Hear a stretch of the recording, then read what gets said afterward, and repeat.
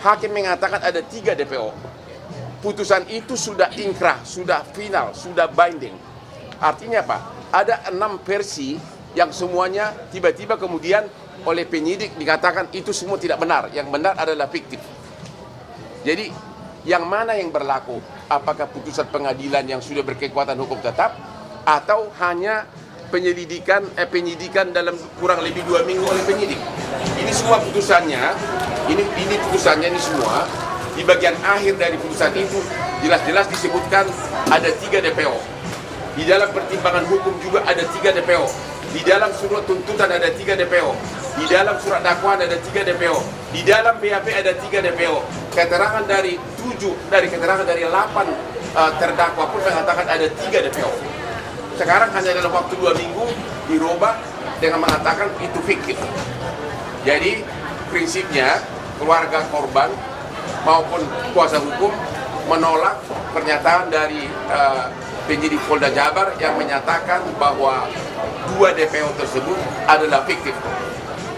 Terlalu cepat untuk mengatakan itu. Kalau dikatakan belum tertangkap, kita masih bisa maklumi. Tapi kalau disebutkan fiktif itu terlalu cepat. Terus apa artinya putusan pengadilan yang judulnya demi keadilan berdasarkan ketuhanan yang Maha Esa? Sedangkan mengenai Peggy, tadi keluarga mengatakan periksa dulu, karena apa? Peggy ini ditetapkan sebagai tersangka DPO, sudah di BAP 6 orang dari terpidana, 5 menyatakan tidak, 5 menyatakan bukan Peggy, hanya 1 yang menyatakan Peggy, artinya 5 lawan 1. Jadi mana yang benar? Itulah inti dari konferensi pers hari ini, untuk menentukan sikap dari keluarga dan kuasa hukum atas perkembangan kasus Vina Cirebon. Ada yang ditambahkan? Ya, intinya untuk kepolisian Polda Jabar, kami selaku kuasa hukum jangan terlalu tergesa-gesa menetapkan apa yang seharusnya diperiksa terlebih dahulu. Karena ini kan sudah 8 tahun tidak pernah diproses ya, tidak pernah diselidiki lagi, dan ini baru diselidiki kembali dalam waktu yang singkat sudah bisa menetapkan 1 tersangka, kemudian bisa menetapkan 2 lagi tidak ada. Kami sangat berharap sekali untuk benar-benar diselidiki lagi apakah benar atau tidak pelakunya, ataukah memang ada atau tidak gitu. Jadi kita juga tidak bertanya-tanya gitu sebabnya, alasannya apa. Oke. Itu inti pokoknya. Singkat, kalau ada pertanyaan silakan. Pak, Ya. Jadi kalau merespon dari pernyataan keluarga dan teman-teman kuasa hukum, apakah bisa dikatakan sama seperti banyak orang yang juga menilai penangkapan Peggy ini salah tangkap? Apakah itu bisa dikatakan begitu? Atau ada hukum acara pidana yang tampaknya tidak dijalankan oleh kepolisian soal penetapan Peggy sebagai tersangka dan menghilangkan 2 DPO lainnya oleh Polda Jawa Barat? Oke. Kalau kami mengatakan bukti hukumnya belum begitu kuat untuk menyatakan Peggy ini sebagai tersangka DPO. Kenapa? Karena 5 dari terpidana yang sama-sama mengaku melakukan tidak membantah Peggy terlibat. Jadi 6 orang terpidana itu sudah di BAP dalam minggu-minggu ini. BAP baru ya. 5 mengatakan Peggy tidak terlibat, hanya 1 yang mengatakan terlibat. Ya, itu dia. Terhadap Peggy belum ada jawaban yang pasti. Itu jawaban kami. Masih perlu diselidiki lebih lanjut. Ya, belum bisa disebutkan total salah tangkap atau memang itu orangnya. Tapi dari segi hukum pembuktiannya masih sangat lemah. Apalagi 5 terpidana mengatakan Peggy ini tidak terlibat. Itu jawabannya. Bakal ada koordinasi lebih lanjut dengan Polda Jawa Barat dan keluarga kita? Ya, kita selalu ini loh. Kita itu kan menghimbau agar jangan tergesa-gesa. Ini mulai viral kan sesudah kasus ini diviralkan oleh Hotman 911. Barulah mulai itu sekitar tanggal 20-an. Barulah mulai Polda Jabar bergerak. Kok hasil persidangan berbulan-bulan sudah ada putusan mengatakan bahwa ada 3 DPO, tiba-tiba dengan penyidikan kurang dari 2 minggu, tiba-tiba disebutkan itu fiktif gitu loh, yang 2 DPO. Itu yang kita tidak, keluarga maupun kuasa hukum belum bisa terima. Ya, Silakan. Berarti harus ada transparansi hukum ya, Bang? Terus. Harus ada transparansi hukum terhadap kasus ini, Pak. Apa? Transparansi hukum. Transparansi. Ya justru itulah transparansi hukum. Makanya kan kita bikin konferensi pers ini untuk menentukan sikap keluarga. Ya, harusnya Polda harus menerangkan bahwa 5 dari terpidana itu membantah, tidak mengakui Peggy sebagai pelaku. Ya, dan yang 2 victim ini semua berkas-berkas perkara menyatakan mereka ada, cara memerkosanya ada, mobil motornya ada, cara mukulnya diuraikan di sini. Ya, masalahnya dan juga si pelaku ini, si 8 terpidana ini tidak pernah mengalihkan tanggung jawab kepada 3 DPO. Karena kan orang mengatakan mengalihkan tanggung jawab, dia pelakunya bukan aku. Kalau mereka mengatakan kami lakukan perbuatan itu bersama-sama. Jadi ini perbuatan tidak pidana secara bersama-sama. Jadi kelihatan jelas tidak ada motivasi bagi mereka untuk lempar tanggung jawab. Kelihatan jelas dari awal. Sehingga kalaupun misalnya Polda Jabar belum berhasil menemukan 2 pelaku DPO ini, ya jangan dibilang tergesa-gesa fiktif dong. Ya, itu sama saja mau cepat-cepat menutup perkara ini gitu loh. Ya. Belum ada alasan jelas dari Polda Jabar terkait dengan menghapuskan 2 DPO lainnya, Bang, ya? Nggak ada alasan yang jelas ya? Alasannya apa? Nggak ada. Alasannya tidak ada. Jadi namanya itu tidak diakui oleh para terpidana lainnya juga. Asal-asal sebut aja katanya. Asal sebut aja. Betul. Jadi sekali lagi atas 2 fiktif ini sudah banyak versi yang menyatakan. BAP pertama 2016 menyatakan ada 3 DPO. Surat dakwaan jaksa mengatakan ada 3 DPO. Surat tuntutan jaksa mengatakan ada 3 DPO. Temuan persidangan, perdebatan di sidang juga mengatakan ada 3 pelaku ini. Putusan juga mengatakan begitu. Putusan yang sudah final. Jadi yang mana yang berlaku, putusan pengadilan atau pernyataan lisan dari penyidik? Makanya kita mengatakan itu pernyataan yang menyatakan itu fiktif terlalu tergesa-gesa. Bilang aja belum berhasil menangkap, itu kita lebih bisa terima. Kalau disebutkan polisi belum berhasil menangkap karena sudah kelamaan, ya bisa kita terima. Tapi kalau dibilang fiktif, kita tidak bisa terima. Itu pernyataan dari keluarga. Kalau untuk keluarganya, Bang, kemarin kan mengatakan bahwa akan melaporkan, meminta bantuan kepada Presiden Joko Widodo untuk membongkar pembunuhan kasus Vina ini. Apakah itu benar dan kapan akan dilakukan? Sebenarnya memang secara di medsos pun kita sudah mengatakan agar Bapak Presiden juga memperhatikan. Tanpa kita minta pun saya yakin seluruh petinggi negeri ini termasuk Presiden sudah tahu kasus ini. Dan mudah-mudahan diterapkan seperti kasus Sambo, benar-benar dikasih political will untuk memeriksa.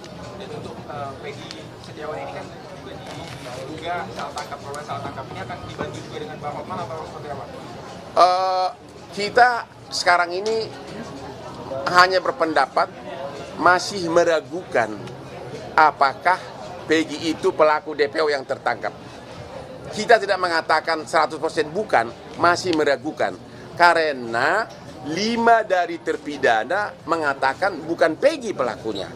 Jadi mau apa lagi? Hanya 1 yang menyatakan.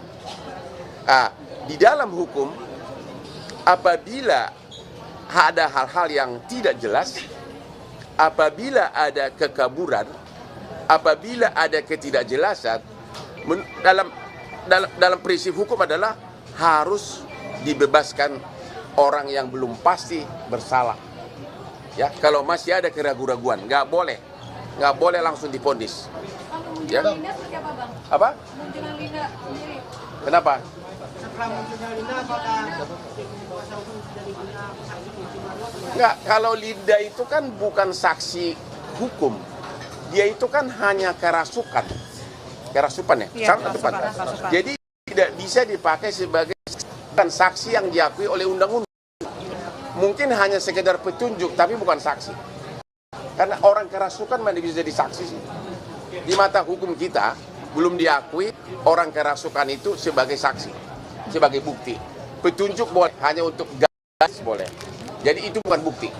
Abang, kalau misalnya kuasa hukum ragu-ragu dari tim Abang ragu-ragu terhadap Peggy ini, apakah dari pihak keluarga dari tahun 2016 sampai saat ini itu sudah benar Peggy atau bukan gitu? Kalau Mbak gimana Mbak? Meyakini nggak sih Peggy ini beneran pelaku atau enggak? Kalau itu sih saya kembalikan lagi kepada ke pihak kepolisian ya. Keluarga menaruh kepercayaan terhadap pihak kepolisian. Jadi kalau Tapi, ditanya yakin atau tidak, saya masih belum. Dia sendiri, keluarga sendiri yang boleh dikatakan dari keluarga yang ekonomi lemah, tidak sampai aksesnya ke arah setingkat itu. Tapi mereka mengikuti sidang, memang benar nama-nama itu semua ada gitu loh. Jadi ya itu sesuai, dan itu persidangan kan bukan seminggu 2 minggu, itu berbulan-bulan gitu loh. Jadi keluarga hanya terlalu cepat untuk mengatakan Peggy pelakunya, terlalu cepat untuk menyatakan itu aja. Karena baru kasus ini kan baru 2 minggu dibuka lagi setelah 8 tahun tidur, ya. Apa?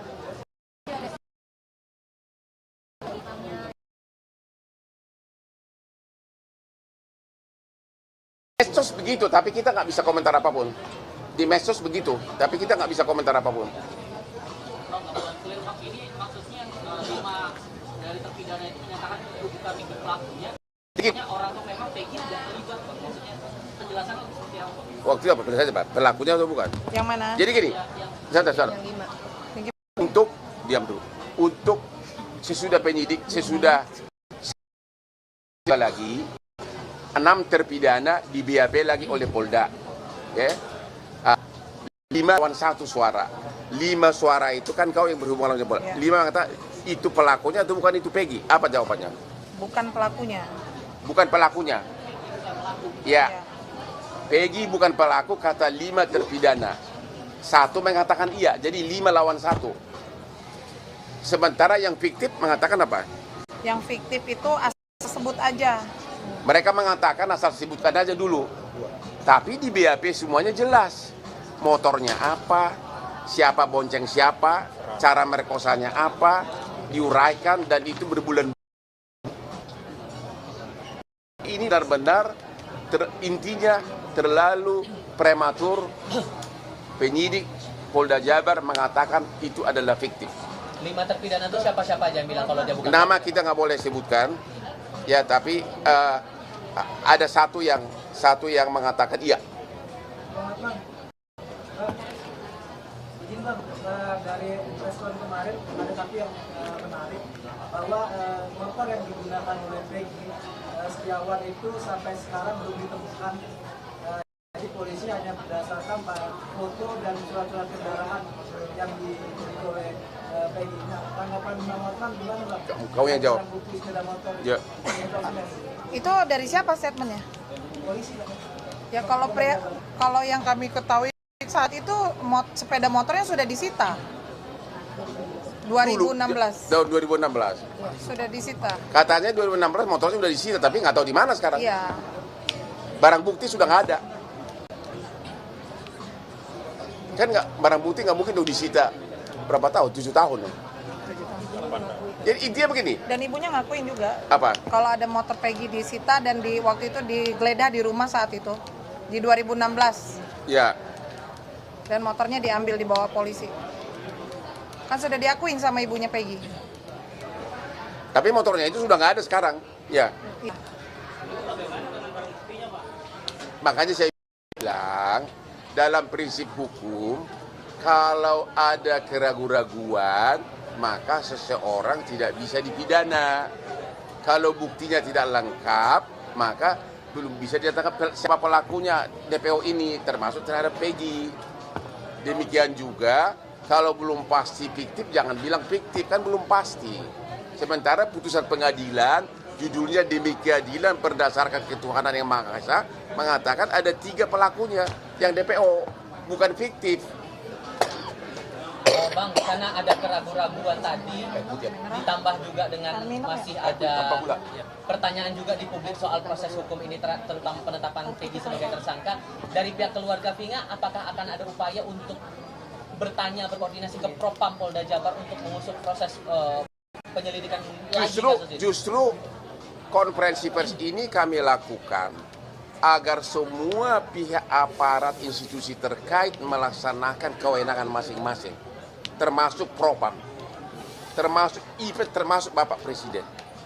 Ya, karena dengan konferensi pers begini berarti kan viral, semua orang mendengarkan tanpa harus satu-satu dihadap. Karena ini adalah tanggung jawab dan tugas mereka. Gitu loh. Kalau misalkan memang terbukti Peggy ini merupakan korban salah tangkap, ini hukumannya seperti apa? Ya kita belum bisa ngomong, nanti kan persidangan membuktikan. Cuma keluarga sendiri dan dari segi proses pembuktian pun masih sangat meragukan gitu loh. Ya, karena motornya sudah nggak ada. 5 pelaku terpidana mengatakan bukan dia pelakunya. Jangan dingin ya, jangan dingin. Gitu loh. Ya kita tunggu aja persidangan nanti.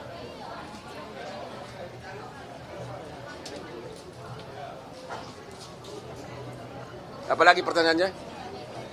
Apalagi tadi kan sempat ada kekaburan soal yang penangkapan Peggy ini, kalau berarti tadi menyarankan Peggy karena informasi belum keluar terkait dengan yang didapat oleh kepolisian, berarti diharapkan bebas terlebih dahulu. Ya kalau buktinya tidak cukup, memang belum waktunya untuk ditahan. Apalagi 5 dari pelaku itu menyatakan bukan dia pelakunya. Itu loh.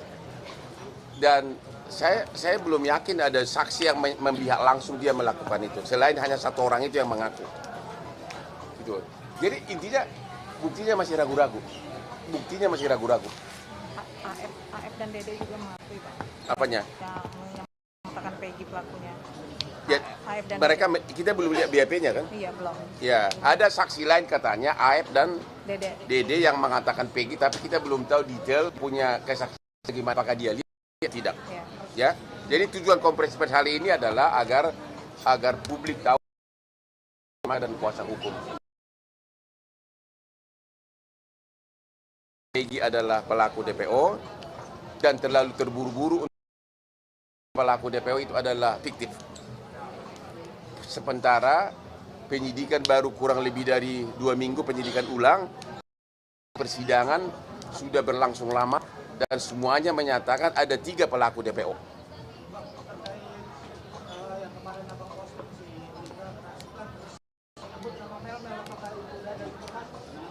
Coba kau yang ngomong.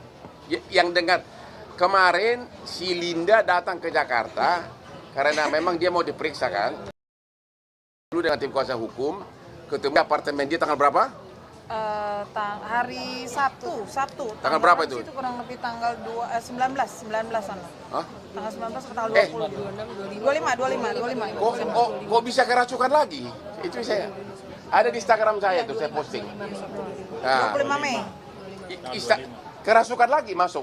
Kok bisa juga ya ngikutin udah 8 tahun sampai berang jalan tol itunya, almarhum. Ya. Iya, jadi waktu datang ke tempat kami sedang bertemu siang-siang itu tiba-tiba si Linda ini kerasukan secara tiba-tiba. Begitu, dan di situ tiba-tiba dia mengucapkan, karena kami yang bertanya, kenal nggak dengan yang namanya Mel di dalam YouTube backpacker itu. Lalu dia menjawab, justru itu pelakunya. Tolong diperiksa, katanya begitu. Hanya itu aja. Kami juga belum tahu Mel itu siapa, kita belum tahu. Hanya mengatakan perihal tersebut.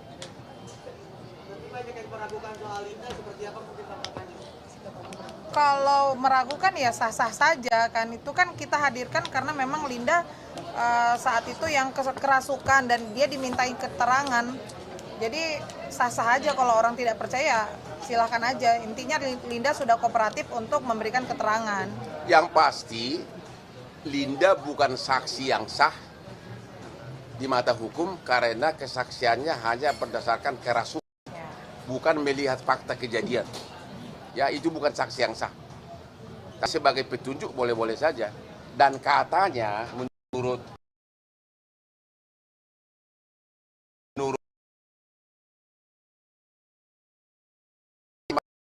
meninggal karena Linda justru itu adalah tunjuk polisi ubah dari kecelakaan menjadi penganiayaan gara-gara celotehan dari yang silinda di waktu kerasukan. Jadi biar gimana pun ada jasanya juga kerasukannya itu. Baik dong, benar kan? Karena benar nggak? Coba ceritakan dulu. Kenapa tiba-tiba semula kan di awalnya kasus ini dianggap sebagai kecelakaan? Coba ceritakan dulu kenapa. Terus berubah lagi coba. Awalnya kecelakaan, terus 3 hari saya ngambil HP adik saya itu ya HP sama motor itu posisi utuh, terus HP sama motor utuh tidak rusak. enggak. Pokok kecelakaan motor nggak rusak gitu kan? Terus Malamnya Linda kemasukan jam 1 malam itu, jam 1 malam terus dia cerita semuanya, cerita kronologinya kecelakaannya seperti apa penyiksaannya itu cerita semua. dan itu kau kemudian sampaikan ke polisi. Ke Parudian. Bapaknya Eki. Oh bapaknya Eki. Ya baru kemudian sejak itulah langsung mulai penyelidikan digas. Jadi biar gimana pun kerasukan dari Linda itu adalah sangat berjasa dalam kasus ini.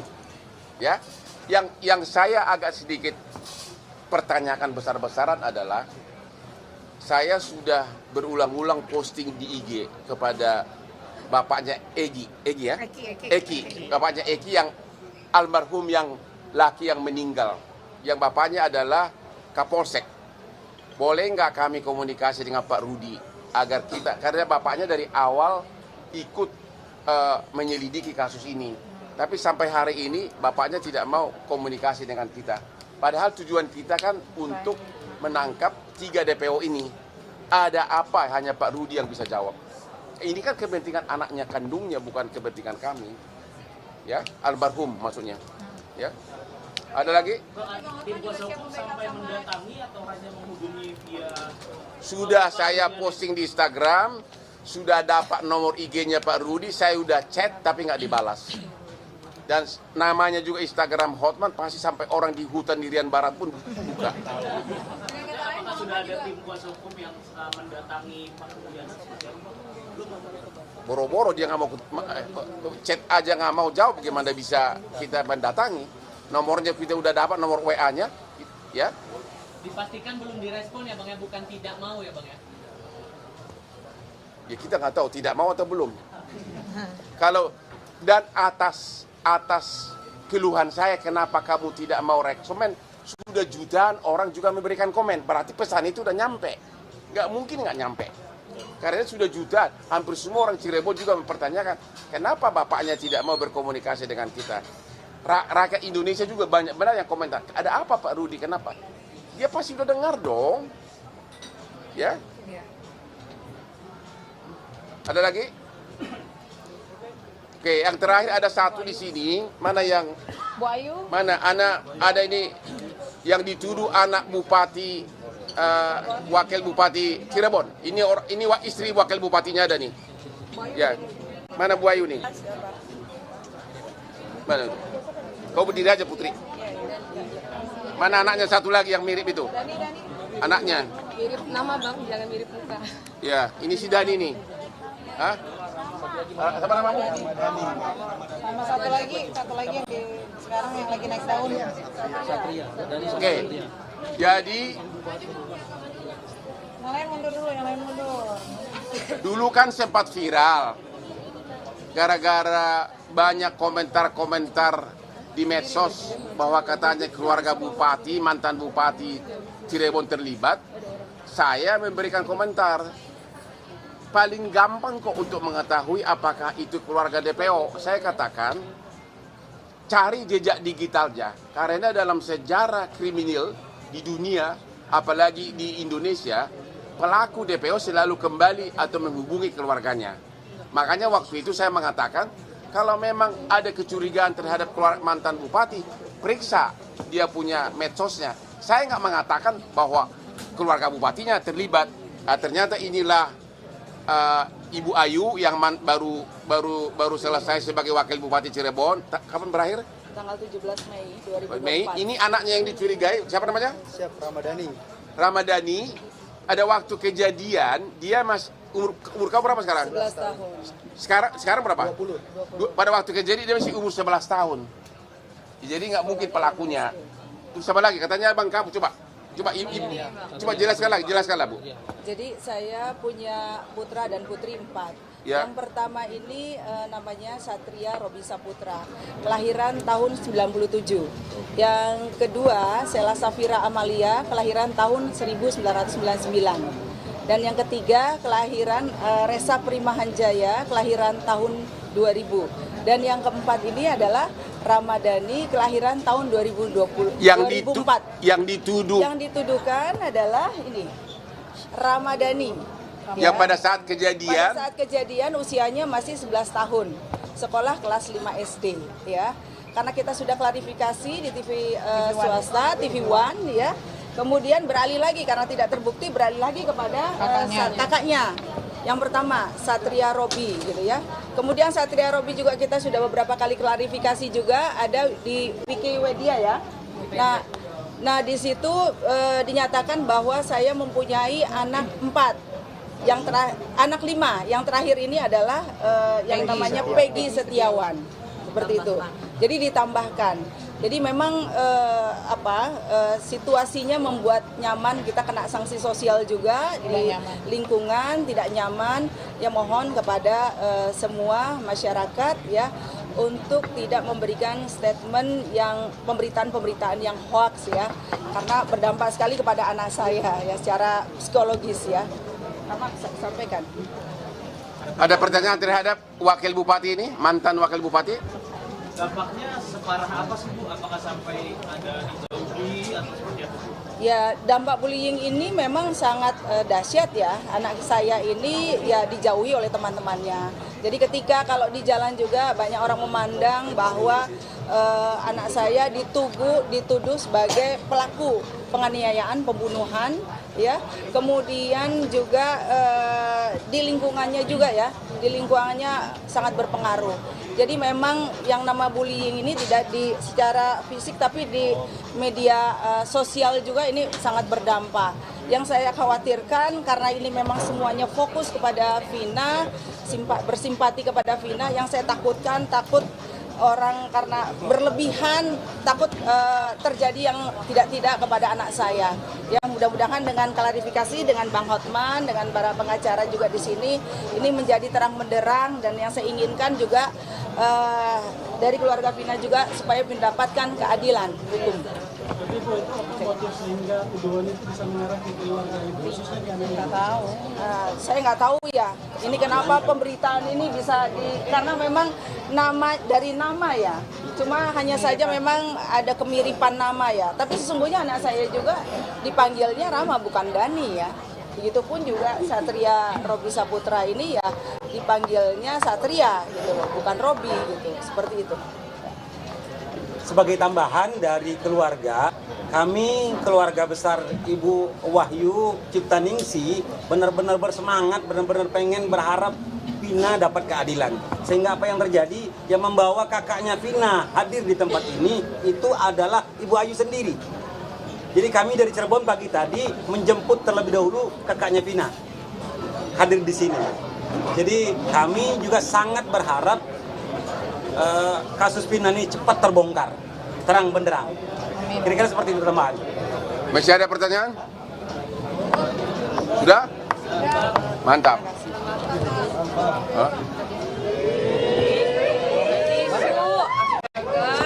Awas loh, diplesetin lagi nih, bentar lagi nih.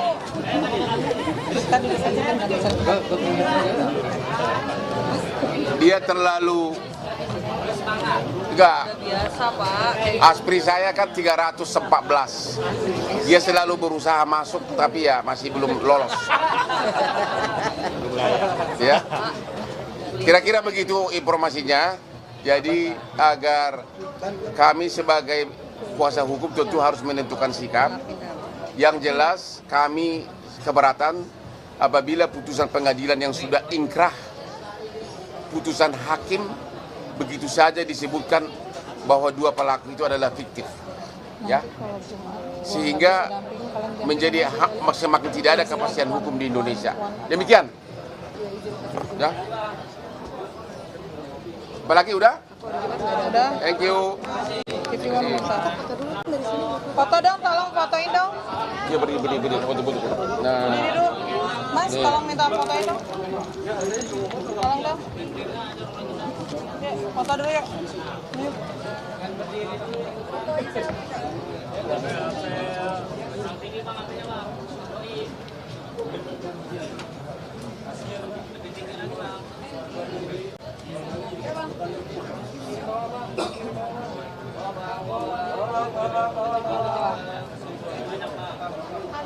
Kanan bang. Dokumennya boleh bang, dokumennya.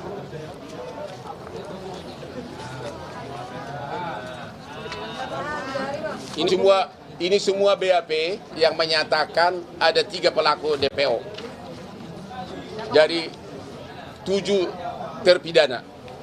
Ini putusan pengadilan yang menyatakan ada 3 pelaku DPO. Surat dakwaan, tuntutan jaksa, fakta persidangan, pembicaraan di persidangan, bahkan di amar putusan dari hakim menyatakan ada 3 pelaku DPO. Jadi ini adalah perbuatan bersama. Dan dari awal penyidikan, pelaku itu tidak ada kelihatan motivasi untuk mengalihkan tanggung jawab kepada ketiga pelaku DPO. Dia mengatakan kami lakukan itu bersama, dan sekarang kan ternyata hanya 2 yang dianggap meleset. Jadi motivasi apa dia mengarang nama itu? Saya nggak melihat ada motivasi. Oke? Izin bang, Hasbi dari Nusantara. Bang, nanti ada rencana nih dari redaksi mau